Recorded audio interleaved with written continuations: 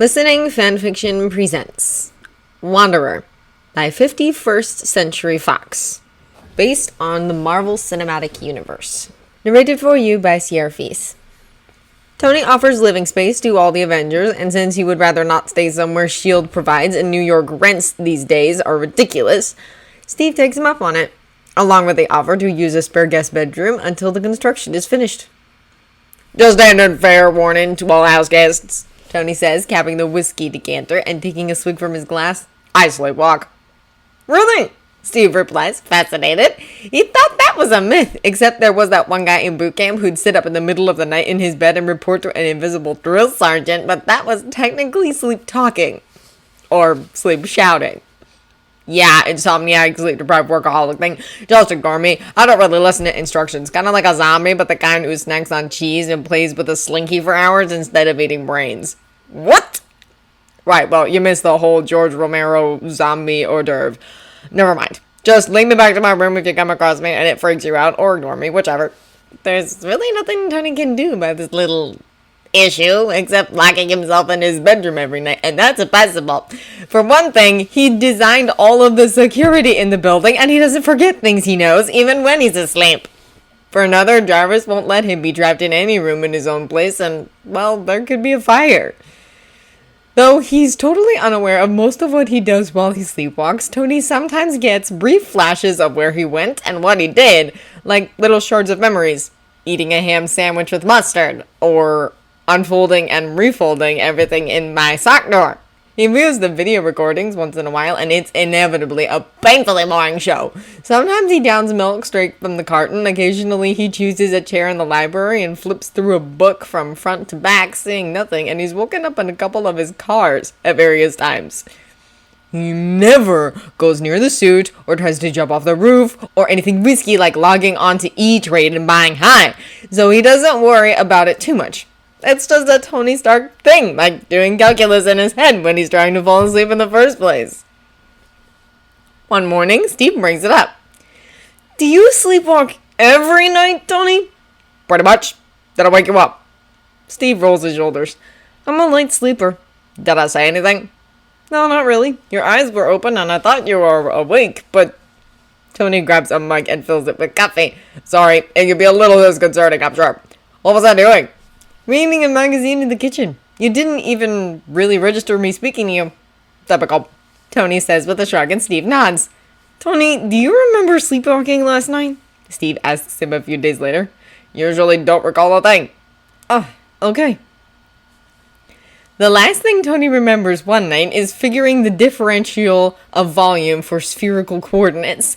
And the next thing he's aware of is the heat of the morning sun on the side of his face.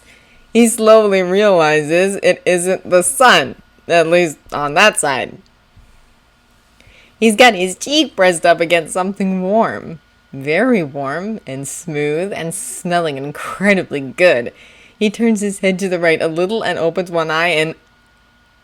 Oh. Steve's looking back at him because it's Steve's from just his pressed against, and that's Tony's leg flung over his thigh. Tony jerks away like he's awakened to find himself taunting an alligator with a round chicken and almost falls on the floor.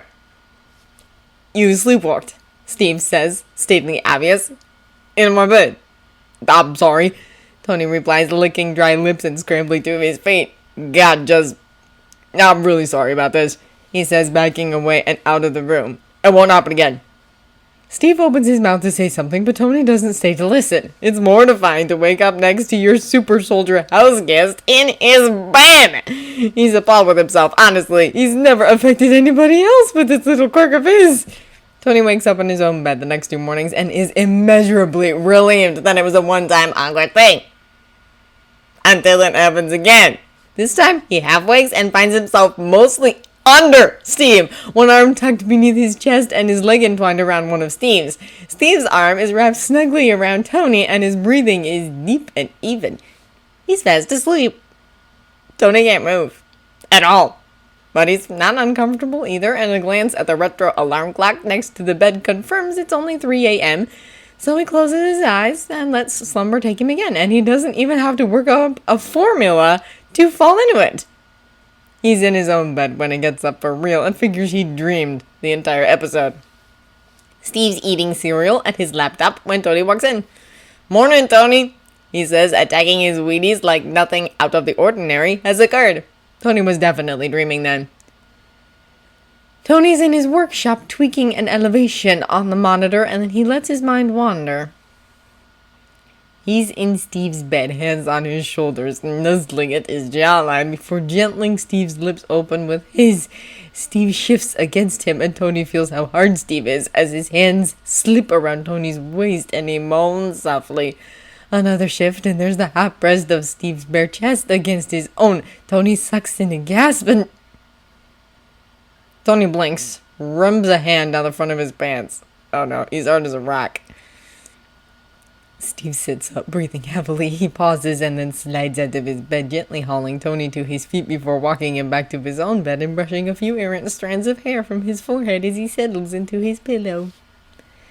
Tony rushes to call out the recordings and watches himself shuffle down the hallway and enter Steve's room at 12:48.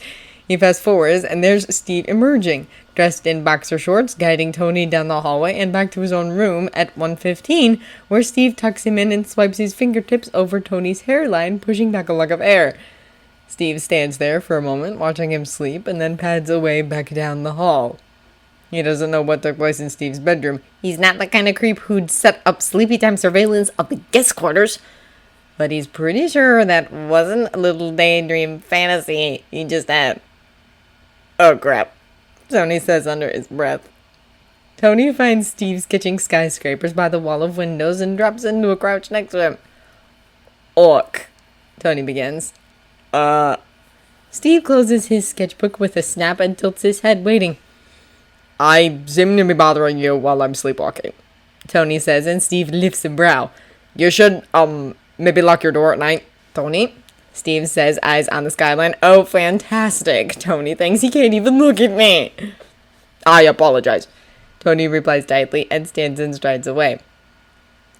Tony wakes up at the crack of dawn, wrapped in strong arms, spooned with his back to Steve's chest. He shifts his leg and Steve's knee comes up behind his. "Oh God," Tony says quietly, and Steve's arms tighten around him briefly. "You're up," Steve says in his ear, and his arms loosen, falling away. "Yeah," Tony mutters. "Told you to lock your door." He pushes himself up on his hands and sits on the edge of the bed. "Well, you knocked, and I answered, and you pulled us over to the bed and cuddled up to me like a puppy," Steve explains softly behind him. "What was I supposed to do?" "I suppose it would be too much to ask to just ignore the knocking." "Light sleeper," Steve reminds him, "and you knocked for a long time. Then you wandered off and then came back. It was driving me nuts." "I don't know what to say," Tony tells him, turning around. The covers are pushed down to the foot of the bed, and the soft haze of light from the windows illuminates the planes of Steve's chest and arms, the curve of his hip, his muscular thighs. Tony looks away again. "I could get you some very effective earplugs." "You're totally awake now?" Steve asks him. Tony nods at the wall. "Yeah," he says, and starts a little when he feels Steve's fingertips along his shoulder blade. He feels the bed dip, and Steve leaning up behind him before an arm encircles his waist. He resists for a moment, but then lets Steve pull him back, and Tony stretches his legs out on the bed. Steve hefts his own leg over Tony's and tucks his chin into his shoulder, his fingertips tracing the edge of the arc reactor and then slipping down over his stomach. "Do you still want to be here now that you're conscious?" Steve murmurs, and Tony slips his hand over Steve's in reply. And then Steve is turning him and kissing him, and it's delicious! It's better than the daydream, infinitely better, because that was a sliver of memory, and this is real. Tony likes it when dreams become reality. It's why he builds things. Once in a great while, Tony still sleepwalks, and Steve knows the instant he gets up. Sometimes he follows and watches amused as Tony eats crackers or plays chess against himself or wanders down to the garage and polishes a sports car. But usually he just takes his hand and steers him back to the warmth of their bed. End of Wanderer by 51st Century Fox. If you enjoyed this recording or the content, feel free to leave a comment below or a review at the original story from the link in the descriptions. Thank you for listening.